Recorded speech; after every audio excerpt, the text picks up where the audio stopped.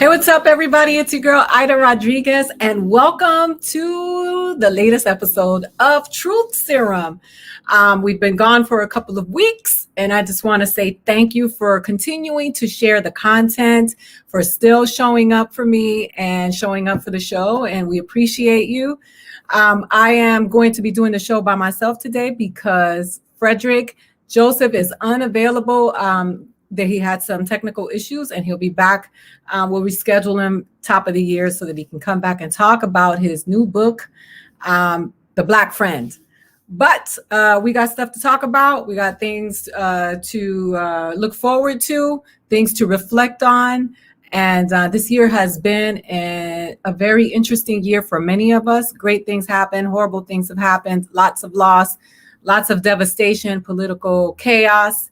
And we are still standing.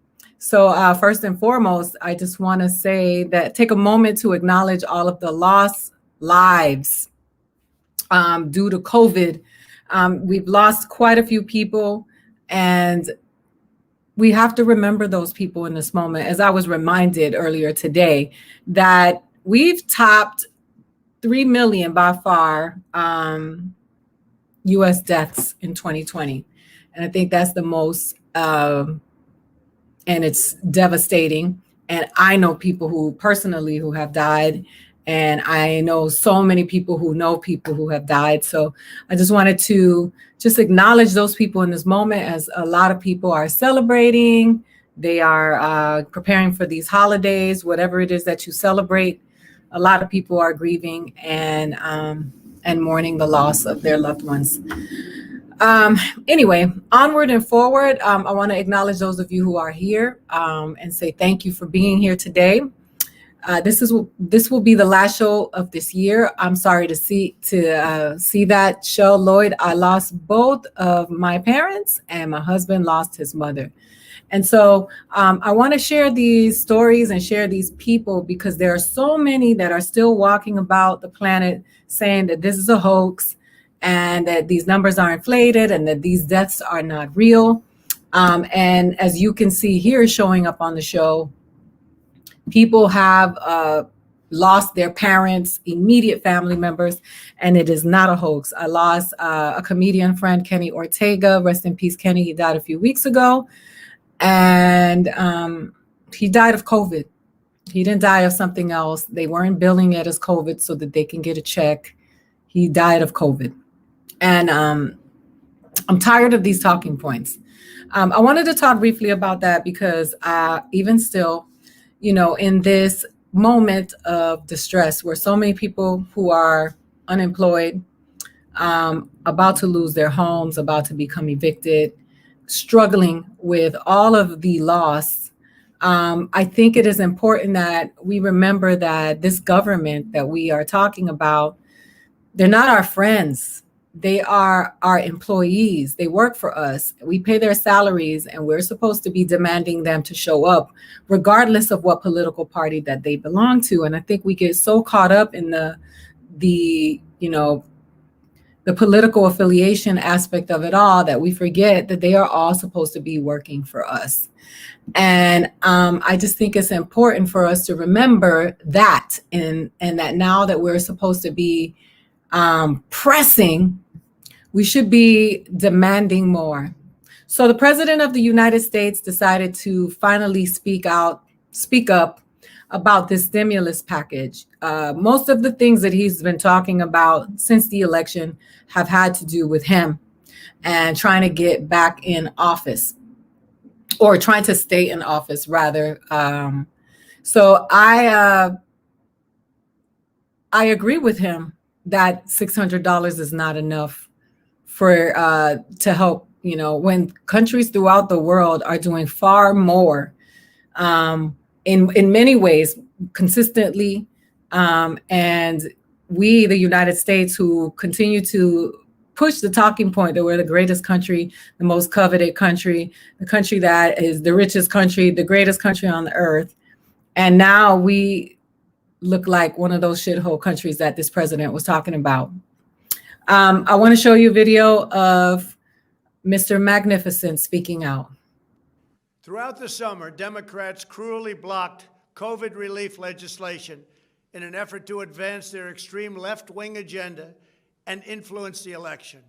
Then, a few months ago, Congress started negotiations on a new package to get urgently needed help to the American people. It's taken forever. However, the bill they are now planning to send back to my desk is much different than anticipated. It really is a disgrace. For example, among the more than 5,000 pages in this bill, which nobody in Congress has read because of its length and complexity, it's called the COVID Relief Bill, but it has almost nothing to do with COVID.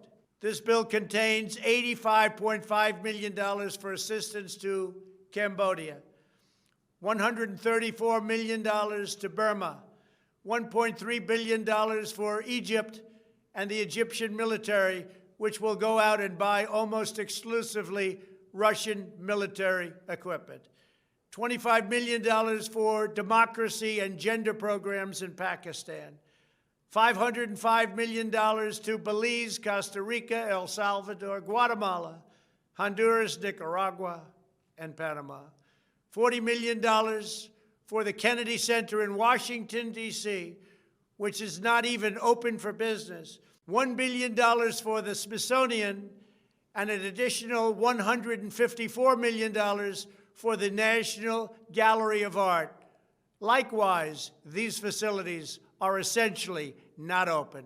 $7 million for reef fish management, $25 million to combat Asian carp, $2.5 million to count the number of amberjack fish in the Gulf of Mexico, a provision to promote the breeding of fish in federal hatcheries, $3 million in poultry production technology, $2 million to research the impact of down trees, $566 million for construction projects at the FBI.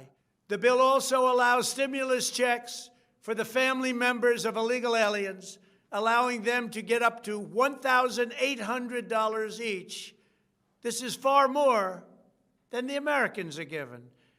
Despite all of this wasteful spending and much more, the $900 billion package provides hardworking taxpayers with only $600 each in relief payments.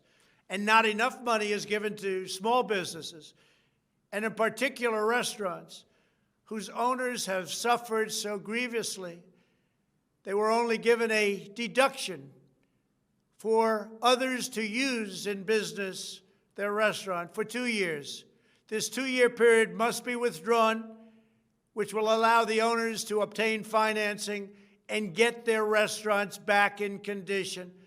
Congress can terminate it at a much later date, but 2 years is not acceptable. It's not enough.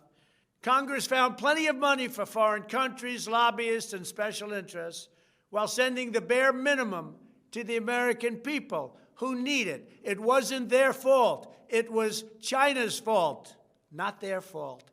I am asking Congress to amend this bill and increase the ridiculously low $600 to $2,000 or $4,000 for a couple. I am also asking Congress to immediately get rid of the wasteful and unnecessary items from this legislation and to send me a suitable bill, or else the next administration will have to deliver a COVID relief package, and maybe that administration will be me, and we will get it done. Thank you very much.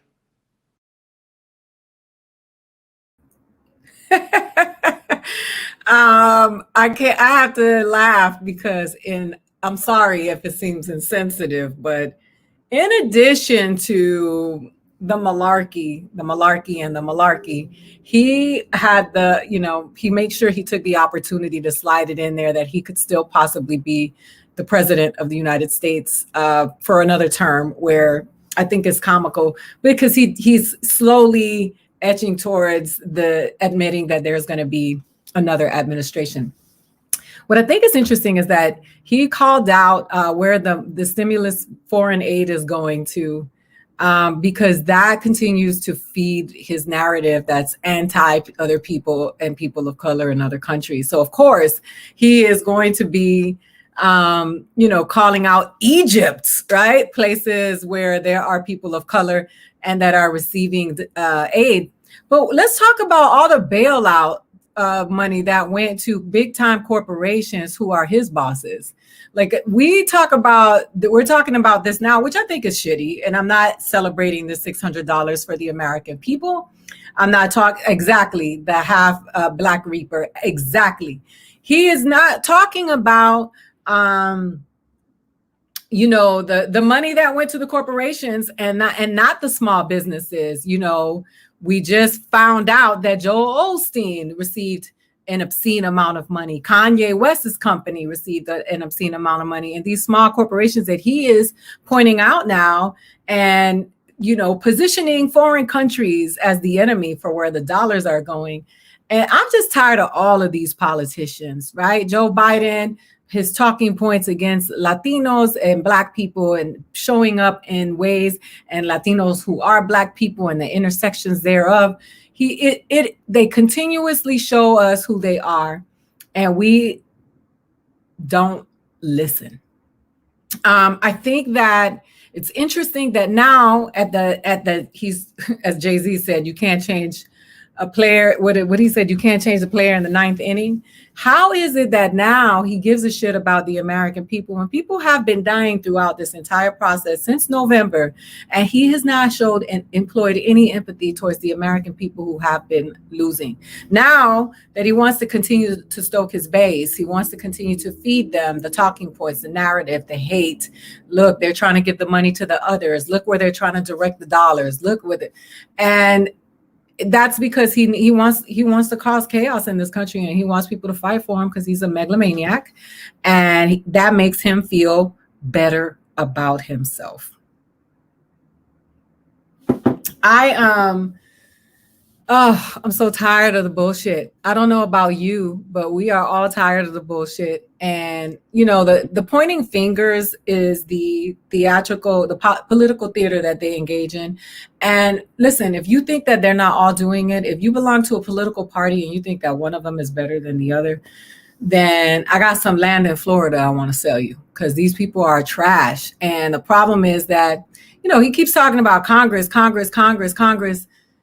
Is he talking about the homies? He's talking about, Turtle Man and them. I've lost all respect for everybody. I'm not calling people's names. Mitch McConnell is Turtle Man to me. So if anybody is confused about who I'm talking about, that's who I'm talking about. I'm really concerned about the people. I know people who are devastated right now by the economic loss in this country, who have been.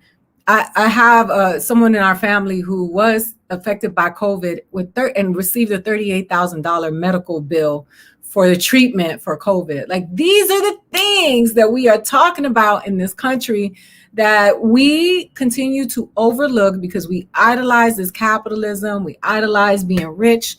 We don't understand that all of this shit is by design. And the reason that we struggle and that we're poor is because they made it so that we had to be.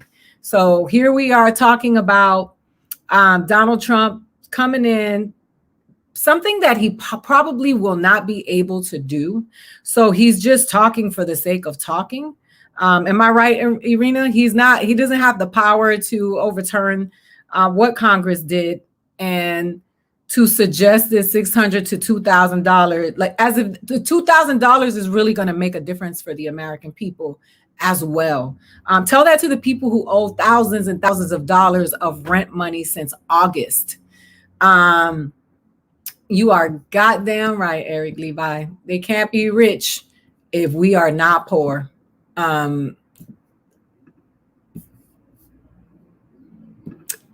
Jessica.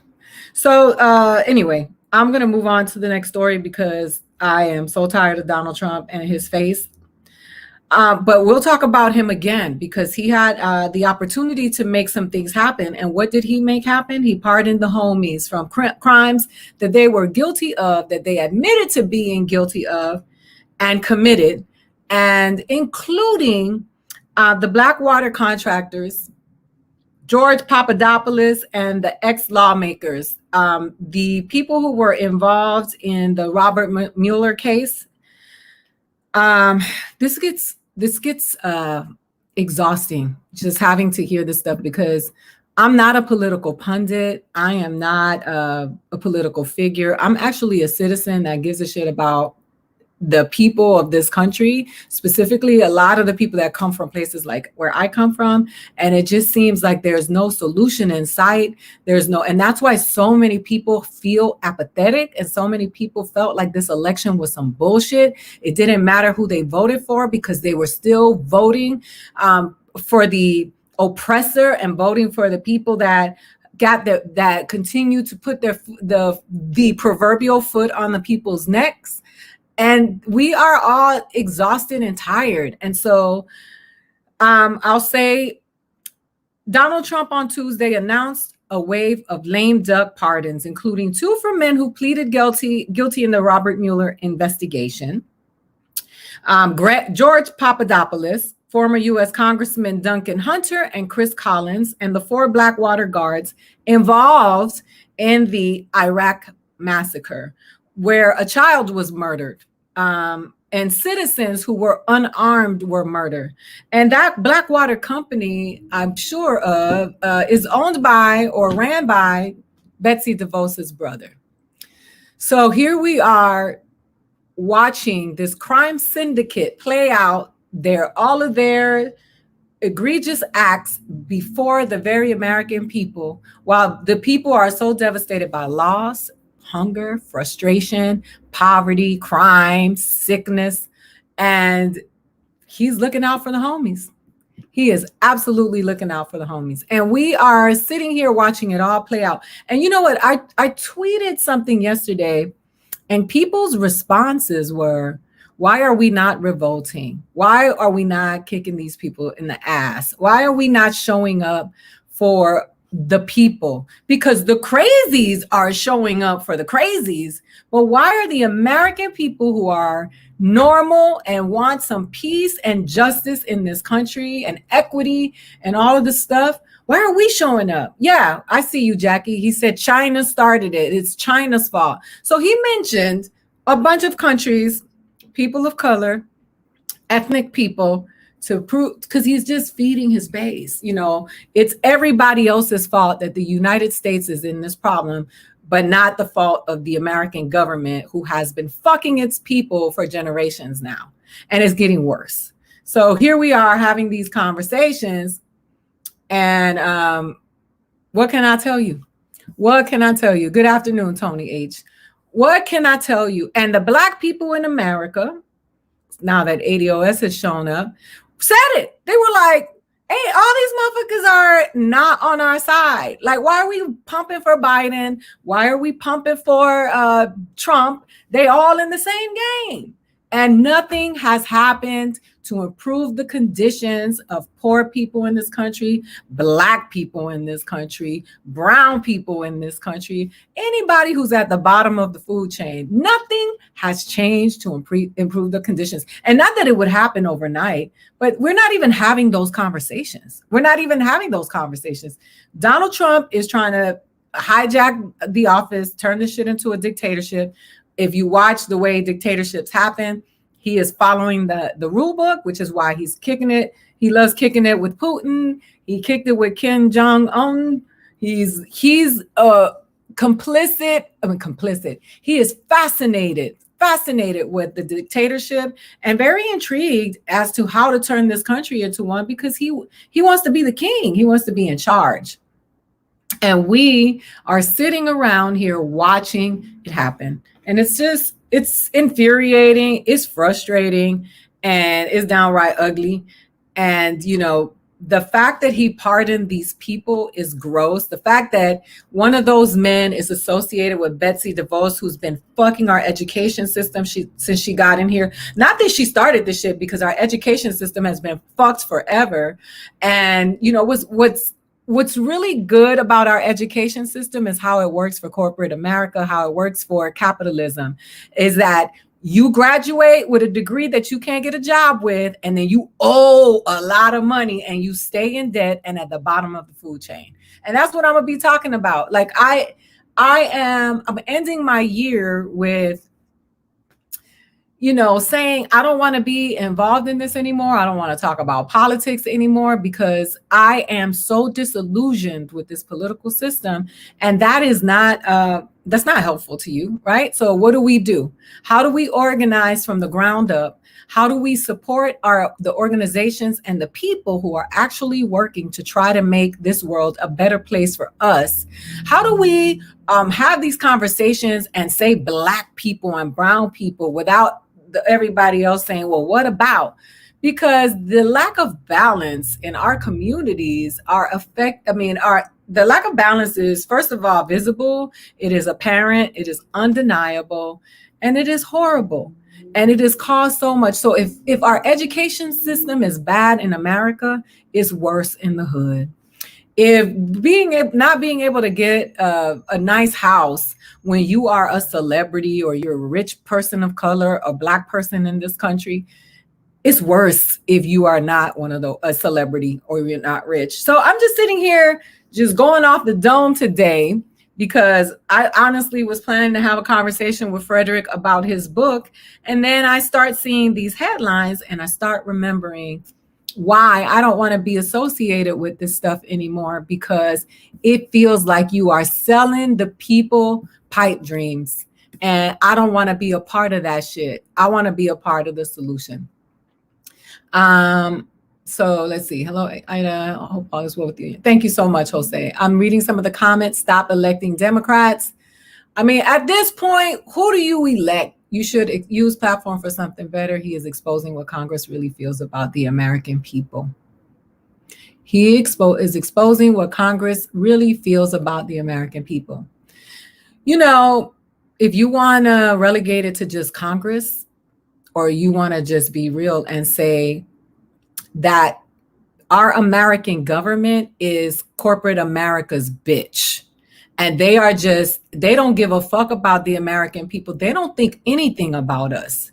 The truth is that the corporations who run this country got them by the balls, the proverbial balls. So they take those checks, they live those lives. They not only did they get those 170,000 that was uninterrupted for deliberating that bullshit ass bill, that $600 bill that you're gonna get, but a lot of the motherfuckers are millionaires.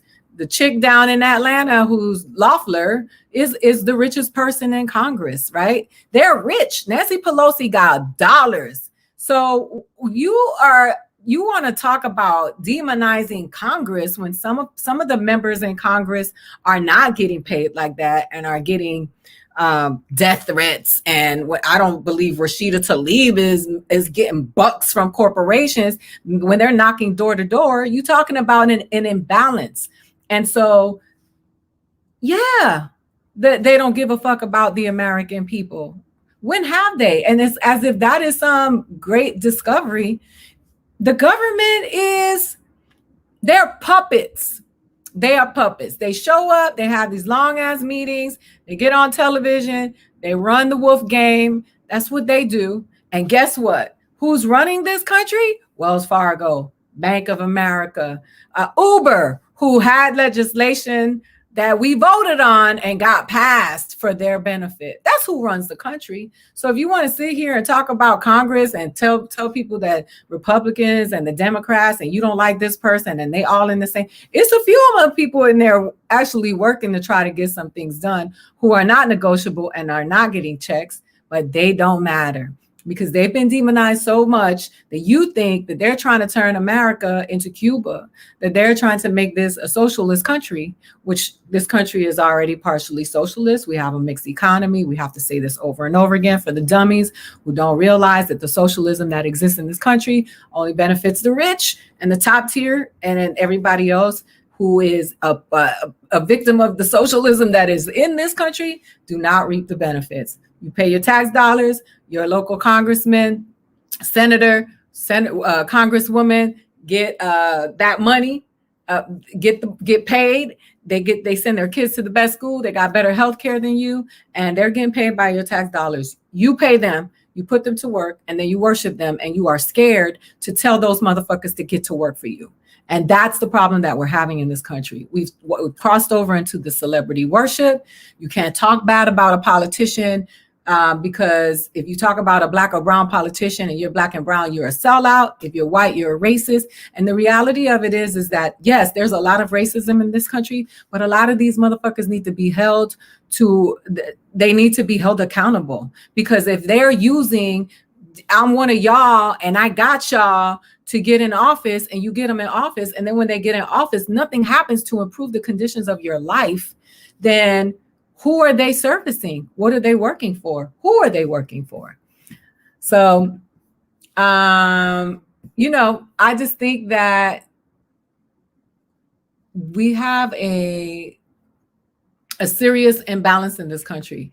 So, Mark, you know, what's funny is that I don't know what makes you think. So they are trying to curb you with the politics talk. It's like discussing the politics of a comedy nightclub. It's not something that the overall population can digest. So when you start talking about feeling and images, your experience, and some person asks you to do something else, it's a wicked spin. Man, and look, you know, I was around comedians this weekend, and I had several conversations with them, and we feel like we have to talk about this, right? Because we can't ignore, these are the issues of the day. And mind you, people really come at me, or they'll come at people of color, women of color, black women, black men, and tell us to stick to comedy, when George Carlin ran a whole career on talking about political and social issues. And it really didn't bother a lot of people because he was a white man, and white men can white man whenever they want. As if we don't have social and political point of views and we don't have anything to talk about.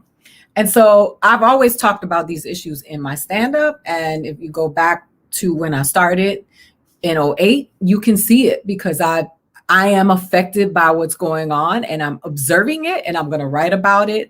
And my way of taking it out into the world is usually through stand-up. That's what comedians do. That is why Dave Chappelle did that special when he spoke about George Floyd and Fred Crawford. And that is why Bill Burr went on SNL and talked about the role that white women have been playing in this political landscape and in society. And we feel compelled, because that is our job as comedians. Many of us are talking about our observations. And what are we observing? This political bullshit and things that are happening in our lives. So when they say shut up and dribble, you know, but it's only shut up and dribble, because it's not, Tebow doesn't have to shut up and throw, right? He has a right to say something because he's the right demo for them. Anyway, I really enjoy engaging with the people in the audience, because I think it's important about that we have conversations, no matter how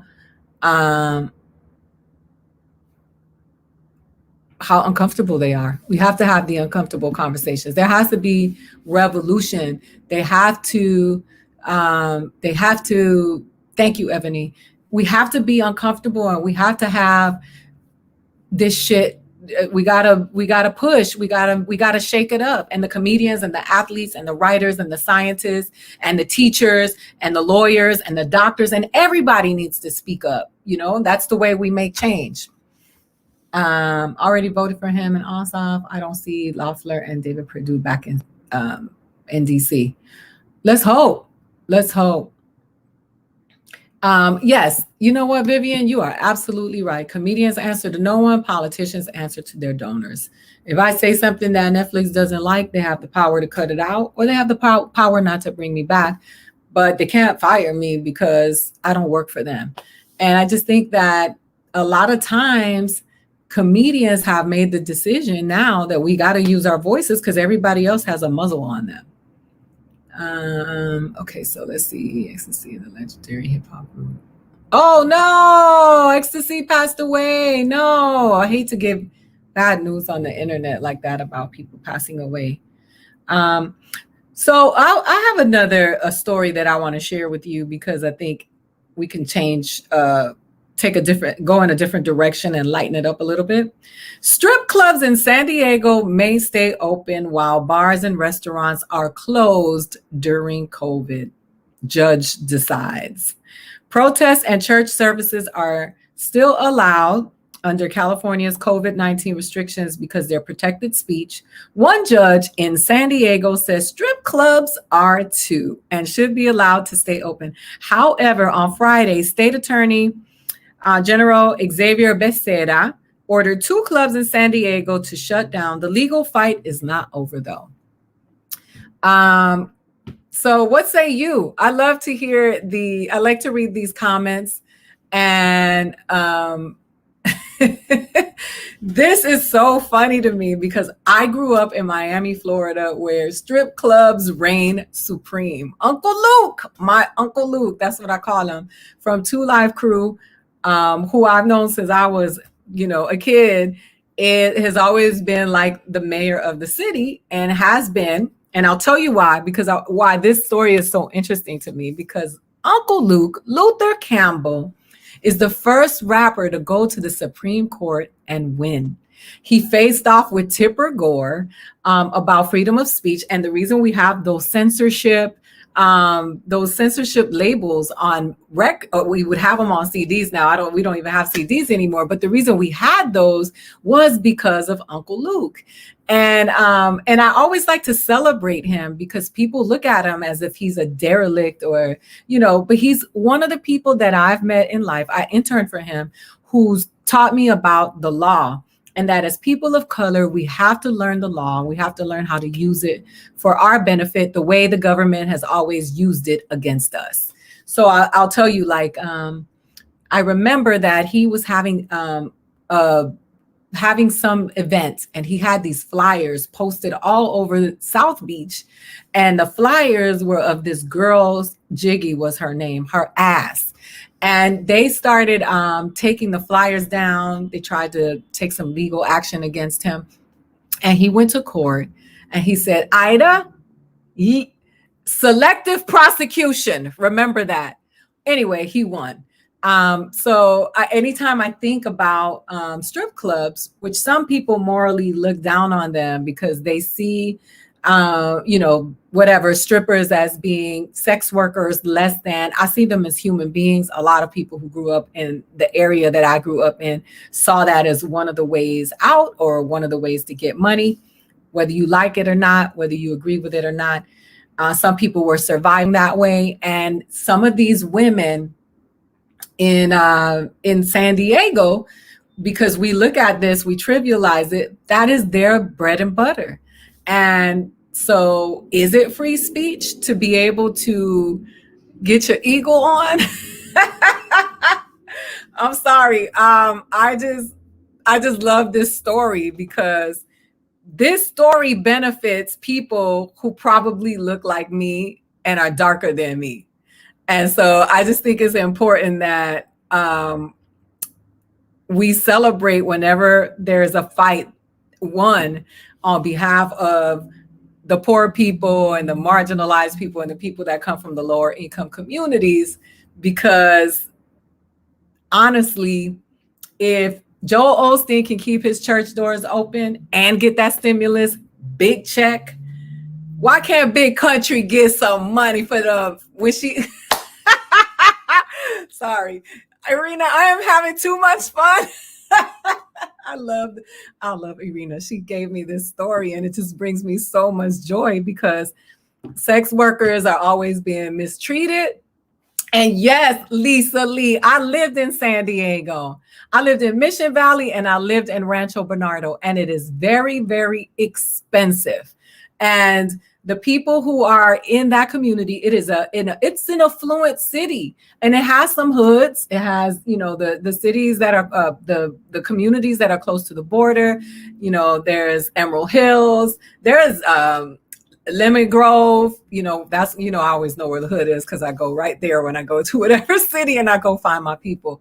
But a lot of soldiers need those strip clubs in San Diego. My father's son. What do I want for Christmas? Ooh, I want to see a better place, a better world. I want some money to go into our communities. I want you to donate to a real organization that's doing real work in our communities and people that have that really need it right now. We show up on Thanksgiving with a turkey. We show up on Christmas, with some toys for the kids or a couple of outfits. What we need to really do is start investing in our communities in a way that it continues to, where the dollars continue to reinvest themselves in the community. So when you give money to a family, give a bond. Some of you people who have more money and you want to give somebody something, give them something that is going to continue to feed them, and not a PS5. Like, who gives a shit about that? That's gonna be out of style in a couple of months or years or whatever, and then they're gonna come out with the next one. And we need to really learn how to invest our dollars in things that are in our best interest, and stop investing in our own oppression. So back to the story, though. I want to see how this turns out, because there is a fight. And to some people, the strip club is church. And you may not be one of those people, but to some people, it is church. And yes, we must legalize sex work, because right now, the only people who benefit from sex work are the fucking traffickers, the oppressors, the people who make victims out of these people, and send 2 Latinx kids to college. Of course, Eric. Anyway, I just think that story is magnificent, and I hope that those people, end up being able to go to work. Wear your mask at the strip club. Wear your mask. All right, so I guess this is some kind of good news. I don't want to sit up here and just talk about bad shit for an hour. Fauci predicts herd immunity for U.S. by late spring or early summer. Dr. Fauci predicted Monday that the United States could achieve herd immunity against COVID-19 by the end of the second quarter 2021. I love that they refer to time in quarters, which corporate quarters, right? Because those are fiscal quarters, right? That the capitalism is sprinkled across, and that they're all a part of it. And if you think that any of them are not, you are a fool. Speaking to MSNBC's Haley Jackson, Fauci, director of the National Institute of Allergy and Infectious Diseases, said that depending on the efficiency of the rollout, the COVID-19 vaccine should be widely available to most Americans by the spring. Depending on whether enough people can be persuaded, which I've been reading the comments, and this is the correct terminology, persuaded to be inoculated. He said it could be sometime by the end of March. So I want to ask those of you who are in the comment section, will you be getting the vaccine? Will you stand in line for it? I have not taken the vaccine yet, Pratt. I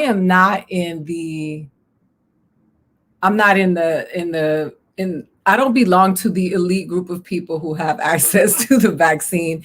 And I would forego the vaccine for the people who are on the front lines. I think that those are the people who should be getting the vaccination first, because they're the ones that are coming in contact with people in numbers who have COVID-19.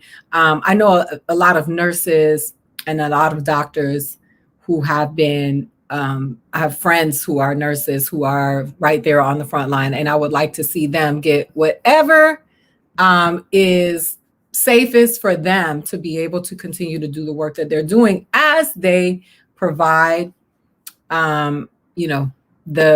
the assistance and the services and the help and the medical care to the people who are suffering right now with COVID. I know that in Los Angeles, the hospitals are overrun. I will take it. I'm a high risk, yes, probably, but I will wait till it becomes available to the masses, and I'll watch for side effects. Yeah, I've been reading about it. I read that some of the side effects were fever and chills, but they said, so this vaccine is different, right? Because they said that they are not going to, that COVID-19 is not in the vaccination, right? It is a placebo. So they're not because most vaccinations, they give you a little bit of what that thing that they want to make you immune to so that you don't get it, but they don't do this with this vaccine. But it's no surprise to me that you would have the symptoms, which are chills and fever and chills, because that's what you get when you get COVID. Nope, I have done everything possible as an essential worker to remain vigilant in this climate, but you could still contract COVID-19 with, yes, they said that you have to do 2 rounds before you become immune to it. I'll wait till I see results, honestly. What else? Yes, essential workers should be honored and compensated. Absolutely. I don't care where you are on the political aisle, where you stand on the political spectrum, not aisle. Anyway, it doesn't matter where you are politically, but you should care about the people who are providing care for us. Imagine what these people's holidays are going to look like. You know, everyone is gearing up for Christmas on Friday. These people are gearing up for a horrible weekend, and the numbers are still bad, and people are still dying, and we've surpassed the number of people that died on 9/11 in one day in America.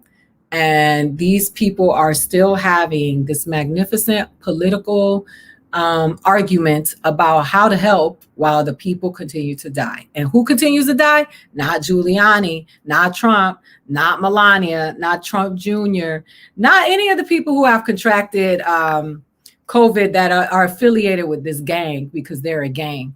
The people who are dying are the people you know, the people you're listing off in the comments, myself, and those that are a part of our communities, and the people who look like us. I think it's telling when those who called it a hoax end up taking the vaccine. Absolutely. I actually was appalled.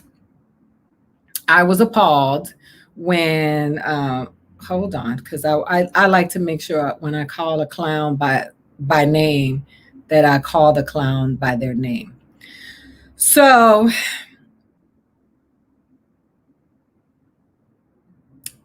Joni Ernst, right?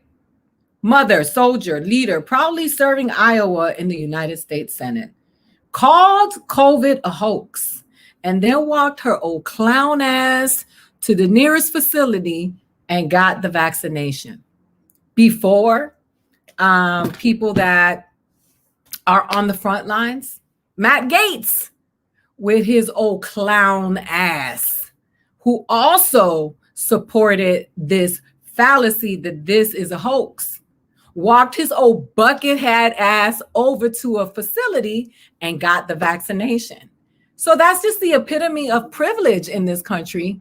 And it's just so frustrating when so many people who need that vaccination so that they can show up and work for the people are taking advantage of their privilege in this moment. And I'm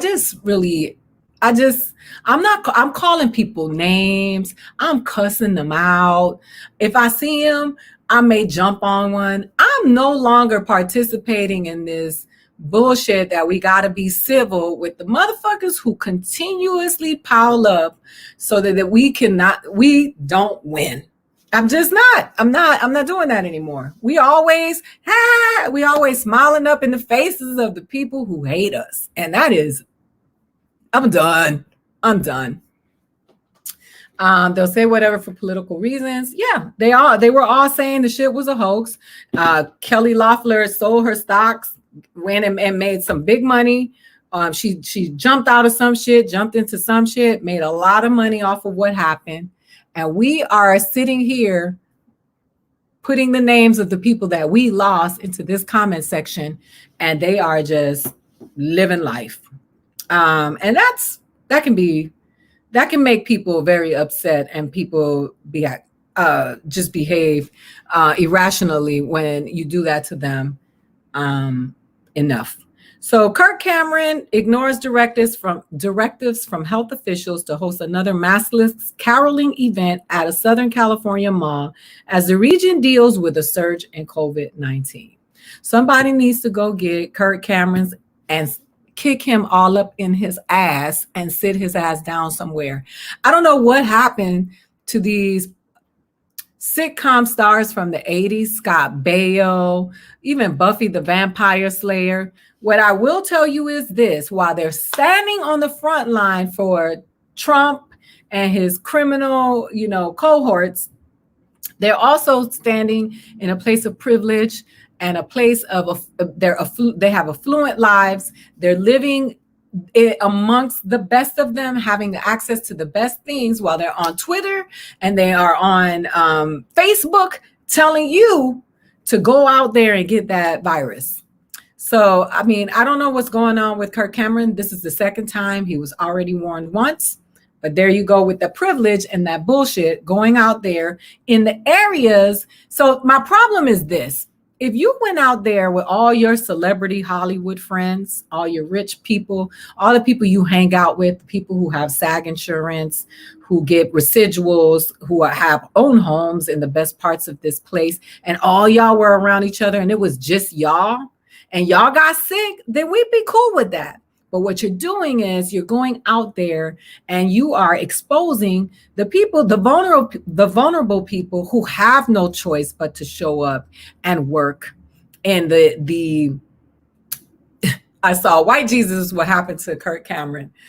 The people that have to show up in the food industry, that have to work at the gas stations, that have to work at the places where they don't make a decent living wage, but they still have to show up to survive. And then you come with your privileged bullshit and sprinkle coronavirus and then go the fuck home to your neighborhood and you don't have to worry about it. And that's my problem with it.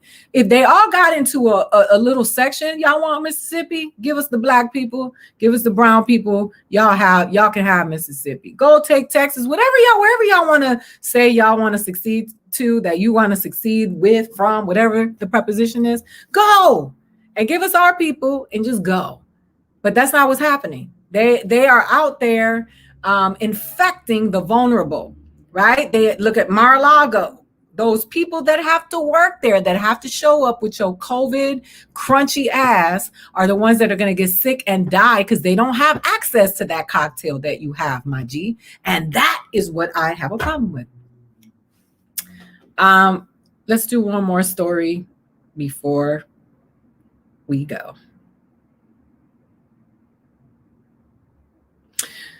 I don't know if this is a good story, but it's an interesting one. Richmond Heights police to get spit masks after seeing increase of people spitting on officers. Richmond Heights are now dealing with a different kind of risk of COVID-19. Officers will soon be getting spit masks to keep in their squad cars to use if a person tries to spit on them or bite them. Lieutenant Denise DeBias with Richmond Heights Police told 19 News they've seen more people threatening or spitting on their officers since the pandemic began. I don't know what community you spit on police officers and don't get your ass whooped, because I think sometimes these stories are inflammatory, because you can't even walk by a police officer and turn your back on him without him shooting you. So when they say people are spitting at the cops, I mean, it just sounds like such a hard thing to believe. And I'm not saying that some people have not spat on police officers. I'm sure that is the case. But that this is becoming an issue and we are putting tax dollars into getting masks for cops to protect themselves from COVID. Where are the masks for the citizens to be protected against the cops? Yo, I can't do this. This is a problem. This is why I am like semi out the door. I want to take the last few minutes to just say, I want to thank you all, those of you who show up. I want to just show some appreciation. I know the holidays are upon us, and this is a moment where we feel a lot of pressure to go out and spend money so that we can fulfill these fantasies that are going to supposedly make us feel better. And it's no different than when you eat a whole cake because you think that cake looks delicious. You eat the whole cake, and then after you eat it, you feel sick to your stomach because you ate all that cake. Think about spending money for the holidays in that way. Going out and spending all that money that's going to have you in debt at the beginning of the year with such a time of uncertainty. Those people who really mean something to you, care about you, don't have that expectation of you because we know that this is a hard time. Focus on family. Focus on those of us who are still here, and focus on being together and loving one another and being okay with not having to go into debt to make people happy. Do not condition your children, specifically us Black and brown people. Let's not condition our children to find the value, to find their own value into shoes, the clothes that they wear, jewelry, video games, and things of those nature, material natures, because things change. And one thing can happen and you can lose it all. And if your self-esteem and your value comes from what you own, what you wear, how you look, you will not feel good about yourself. So why would you want to give your children that gift? Focus on the things that make you special, and I'm not trying to preach to anybody. I'm just offering a word that I wish somebody would have given me at some point in my life. If you feel pressure to spend money, pressure to buy gifts, and I think it's okay to buy gifts if you can afford it or whatever, but don't let that be attached to your value. You're not a bad mother. You're not a bad father if you cannot afford to buy an expensive video game console that is going to be out of style.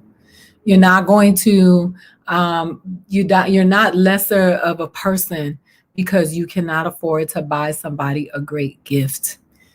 I just hope that the next couple of days are pressure-free for you, that you have what you need.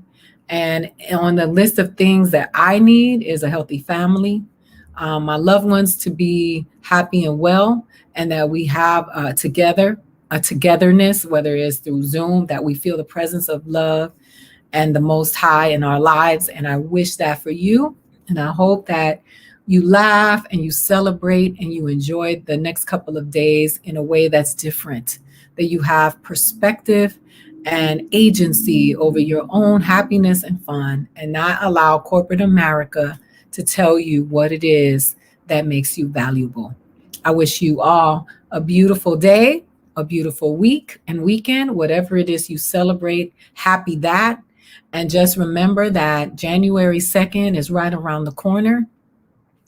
And it's no different than tomorrow or the day after. Thank you so much for supporting Truth Serum this year. I'm so thankful. I've met some amazing people because of Truth Serum. I have some internet friends, a village that supports me. There are people who disagree with me, who don't like me. They also make me better. They make me learn. They make me grow. And they make me seek information so that I am informed and sensitive to others. I want to say thank you to all of the people who show up for Truth Serum: Irina, Omar, Justine, Kurtisha, Adrian. There is a squad that shows up so that we can be here every week. And you should know their names because they support me and they show up for me and I show up for them. And of course you. So Sheila Woodson, the Half Black Reaper, Ivan Wright, Garcia Ortiz, Festy Bestie One, Mark T. Rushy. I wish you all a beautiful week. Trina Thorpe, all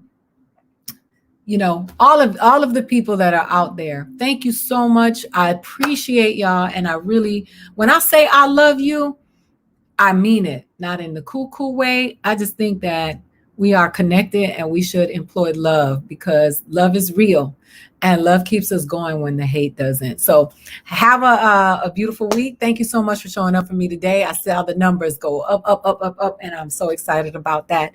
And I'm thankful to all of you. And we will see you in the new year.